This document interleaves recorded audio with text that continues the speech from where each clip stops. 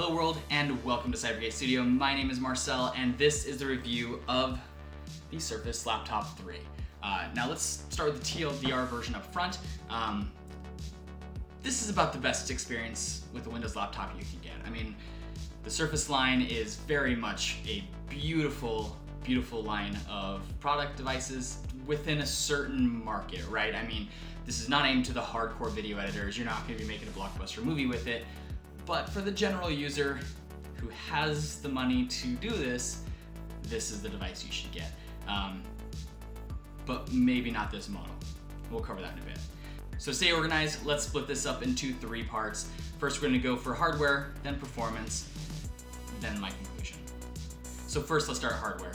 So starting with specs, this is the Ryzen 5 Vega 9 GPU, 8 gigs of RAM, and 256 gigs storage. Now, right off the bat, I noticed something that I find to be pretty seriously important. 8 gigs of RAM should be enough for most people, except that the Vega 9 graphics card actually strips 2 gigs of RAM out of that system RAM total, and we'll see that impact performance later, but I just wanted to give that as a caveat. I had Microsoft Teams, I had a couple browser tabs, I had a Word processor going, and then just regular system resources, maybe Dashlane, and I was already at like 60 to 70, and I think I was like 73% of my RAM limit, and that wasn't even doing anything graphics intensive. So something to consider.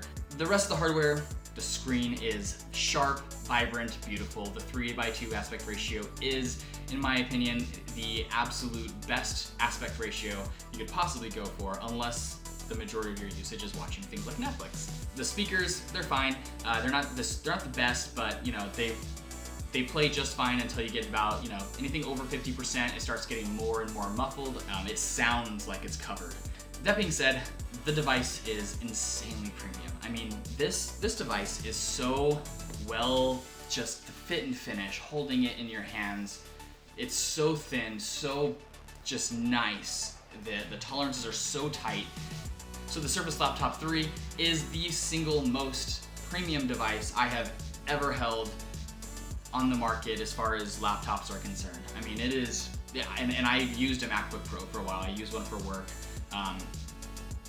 It is, it even makes Apple look like they need to be taking some notes. There is no cutout for your finger.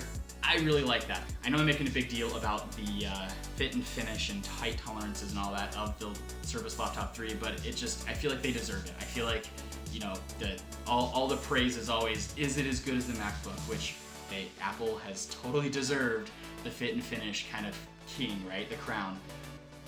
Microsoft has totally put them in their place. I mean, this is incredible. Which actually brings me to the keyboard. It is the single best keyboard on Windows that I've ever used. Actually, I would just say the single best keyboard I have ever used, period, end of story. It kind of depends, I mean, of course, how much key travel you like, how, you know, the spacing and all that kind of stuff. All that's extremely personal, depends on what you're used to. I use mechanical keyboards all the time. I actually have a MacBook Pro 2016 model. I use that all the time. So I'm constantly adjusting between keyboards, but this one just feels like home. The key travel is nice. The keys themselves, as far as tolerances and wiggle and deck flex and all that, no deck flex, no wiggle in the keys. I mean, it is, if this layout, if this feel is what you want, they executed perfectly. So let's just put it that way. This is best in class keyboard if you like the way the keys are spread out, which I feel like most people would. I mentioned the screen. It is a touchscreen, which is, it's godsend. You know, I was using a touchscreen before. I actually used the Surface Pro 4 for a long time, and then I switched to the MacBook for a little bit, and I feel like, you know, the touch bar just, you know, it's cool now. Like, so having used it, really, it's like, I just like it for volume, screen brightness. That's basically it. Not even close. Touchscreen absolutely is the way to go. Moving on, there's this weird phenomena where, so part of the device's ergonomics is that it kind of slopes here, and I'll probably have better B-roll of this, but there's a slope where the ports are.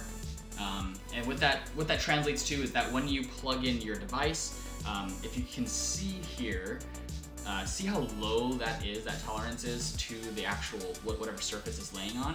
So if you're table's like this, and you got to put in a bulky, you know, SSD thumb drive, not like the T5 Samsung ones where they're like a body and there's a cord, but like the first iterations where there was like just a big thick body with a little tiny USB plug. You try to stick that in there and you're gonna be typing like this. It's not gonna work out. So just something to consider. It's just a little weird in that placement, but I think industry trends will make that okay. So really it's just if you have legacy hardware that gets in the way of that, you know? So first, general notes. Everything I did, I plugged it in. Just because I feel like while it is super portable and you will definitely be using it a lot, not plugged in, when you're really playing hardcore games, generally you're gonna want to be near power, just because even if it performs perfectly, battery's gonna suck dry really quick. That's just how gaming laptops work.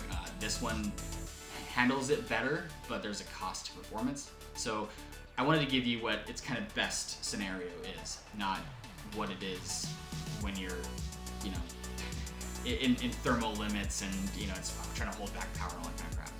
So the other consideration is I typically left all of these things, all the different tests I did, I put them, I didn't really adjust the graphics or anything. So I didn't lower it like crazy, I didn't increase it like crazy and show some kind of disparity, because obviously most games these days select the graphics performance levels based off of your hardware, and then you go to town. I mean, you can do some fine tuning to get better performance, which I will let you do if you want to do this, but it's good to know kind of where that baseline is from the automatic settings. So first we talk about League of Legends. It is the absolute easiest thing to play in this lineup. I feel like, you know, it was pretty simple. The loading time wasn't too bad. In fact, actually, I think the loading time is more about storage speed and internet, but I don't actually know for sure because I don't play League of Legends a lot anymore. It used to be where you could see your own bar and then it fills up and then you wait for everybody else to see who's got the potato. This time it looked like it was just one bar that kind of took into everybody's readiness, and so I don't know if it was waiting on me or someone else. Maybe someone in the comments can talk about what that means. The FPS was actually just fine. In fact, I'll tell you, I didn't even notice any performance glitches, any performance problems while I was playing the game. League of Legends, check. Now, Final Fantasy XIV is an MMO that my wife and I like to play.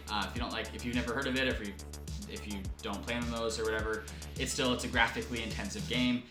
There's a lot of bodies that can be in the same, a lot of objects that can be in the same space as you. So there's a lot of variability in terms of how crazy the graphics, the processor requirements are, and then suddenly it'll just kind of drop out to almost nothing. And so because of that range, I wanted to kind of play around with it a little bit, and I got anywhere from 10 to 30 FPS. 30 was very lucky. Basically, I was in my own instance environment and basically had nothing going on. I will say that the biggest thing for performance-wise, I was looking at the monitor, and it showed that RAM was actually the biggest limitation. GPU and CPU never got above 60%, with one exception of the laptop being completely docked. I got a little bit higher frame rates between 30 and 40.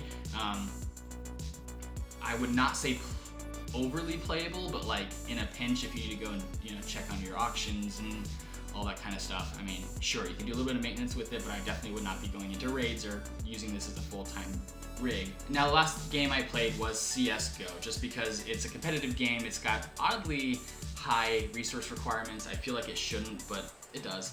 You want to pump out the highest frames as possible. Now, I didn't want to give the exact frame rate, just because that can be deceiving in some of these games. I mean, you can have a low frame rate and feel smooth, or you can have a really high frame rate but also be choppy. And so I'll tell you that technically it played. I could go against bots, I could get kills. I would not play this in general multiplayer, and especially if I wanted to have a good time. I mean, in a pinch, yeah. I mean, if you're at school, you're cranking out your productivity, and then your friends are like, hey, let's play a quick game just for fun, sure. I want to show you this map, great. But hey, I'm going to go and actually play as my main rig. You'll want to mess with the settings, definitely lower them like crazy, because it did feel sluggish. Now moving on to workload type performance. So general productivity tools, that's what this product is designed for. This is designed for a product owner, maybe a programmer or something, but it's not really designed to be the engineer that runs these heavy calculations. You know, you could run through this as long as you offloaded some of those heavier workloads onto a different machine. So tools like Office 365, web browsing, you know, that kind of stuff, easy, right? Photoshop, it could definitely handle it. It'll breathe hard, but it can definitely handle it. I'd say if you start getting into, like, if you need a system that's more powerful than this because your Photoshop stuff is so complicated it needs that, then you already know. You know, like, I'll just put it that way. CAD, you know, single model CAD designs without too many crazy polygons. You know, if you're doing finite element analysis, you know, very complex assemblies, you're gonna have trouble. But personally, I didn't have anything that actually taxed the system in such a way that I couldn't handle it. So then again, I put down my CAD days back in 2016. So 2015, 2016. So I haven't messed with it since then, and I don't have a lot of my files left over. So just wanted to put that a note in there though, because 3D modeling is a thing. So low polygon count, you should be okay. But don't. This is definitely. I mean, you know, you need a GPU. You need something powerful. Now for video editing, so I didn't do all like the render tests and everything. And really, I just did some video editing of the unboxing video, which I think I already linked earlier in the video. That does tax your system, so it's a good test of resources. I use DaVinci Resolve. I don't use Adobe. Adobe would probably struggle on this thing. Obviously, Final Cut's not an option. You know, Avid and all the other stuff, they tend to use more. I would say DaVinci Resolve has come a long way in optimizing its workflow, especially because I also use the Blackmagic Cinema camera. So I use Blackmagic RAW, and it is actually really, really resource friendly. So I was able to do some video scrubbing. I could take my timeline, put a video on it, maybe even put a couple different, you know, overlays, but it's not like I'm doing some 35 different, you know, layered shots. I wasn't, you know, I did a little bit of color grading. It could play it pretty well. I mean, it wasn't like crazy good, but it could do it. If you try to do any denoising, if you do any special effects with the face, you know, any fusion rendering, it has to pre-render first. So a lot of that stuff, you'll start getting poor frame rates. But again, that one was majorly RAM bottlenecked because, you know, I did a short pre-render animation, and when I would play in that area, it did pre-render it, but it still went down to like 15 FPS with really choppy audio in playback with color grading. So not great, right? But I also noticed that RAM was totally maxed out, and then CPU and GPU were like at like 60 to 70. So it wasn't there. And DaVinci Resolve will use your entire system. So it's not like Adobe where it's like 60, 70 and it's capped out. It's not gonna touch anymore. So keep in mind, you can also use proxies and everything else. So you can technically make this work. I mean, if you're a video editor and you've made smaller rigs work for you, I mean, depends on your workflow. But I would not say this is a video editing machine unless you need to. It can absolutely work. I would go for the Ryzen 7. Definitely, really, whatever model you get, it needs to be the 16 gig or higher. There is a Surface for Business that you can get you 32 gigs of RAM.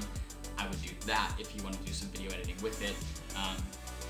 And I think you'd be okay as long as you have another rig that's like for your beefier projects, right? So in conclusion, let's talk about the conclusion, all right? This is a beautiful piece of engineering. You know, the Surface Laptop 3, Ryzen 5, Vega 9, 8 gigs of RAM, 256 gigs storage. Beautiful, beautiful device, very premium. I have one complaint, and that is the RAM. It cuts out 2 gigs of RAM for the GPU and doesn't let go. So the system will never have more than 6 gigs of available RAM to you, and that is a problem for me, at least in my workflow. So I would not go below 16 gigs of RAM. Anything else you did, you know, these are very capable machines these days. The software is, I mean, yes, you can really push a machine. Absolutely, I'm not claiming you can't, but for most people, you don't need the highest end specs. It's just, it's never been more apparent than trying to review these Surface devices. And I mean, shoot, I even tested my Surface Pro 4 from from back when Surface Pro 4, right? It's an i7, 8 gigs of RAM. I mean, it was playing Final Fantasy as well as this thing. And it wasn't, so the Intel GPUs weren't cutting out 2 gigs of RAM. So if you can't afford the 16 gigs of RAM model, go for an Intel CPU. I mean, so my final thoughts are that the Surface Laptop 3 is an absolute dream of a device. So, the Microsoft team, their priority as per, you know, you can kind of tell with Penne, but mostly with Satya Nadella, the goal of Microsoft is to inspire people to work and to get more done and to be more productive. That's what this device does. They're not trying to make the most performant device on the planet. They're not trying to stuff this thing with specs in such a way that you can get literally anything done. They're not trying to make the most portable device ever. They are trying to invent new product lines and have kind of a flagship that shows the rest of the Windows laptop industry what to do and how to do it. But that said, the number one goal is inspire people to get work done.